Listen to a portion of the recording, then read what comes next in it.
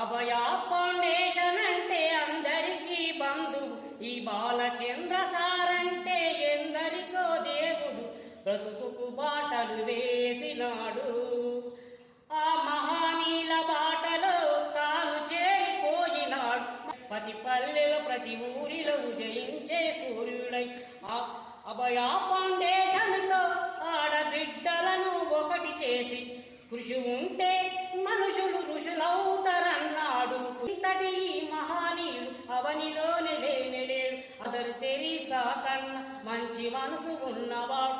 అందరూ నా వాళ్ళన్నా యేసు కంటే గొప్పవాడు. నేనేమిచ్చి రుణం తీర్చగలము. ప్రతి క్షణం మా గుండెల గుడి కట్టి కొలిచెదము. అభయ ఫౌండేషన్ అంటే అందరికీ బంధువు. ఈ బాలచంద్ర సార్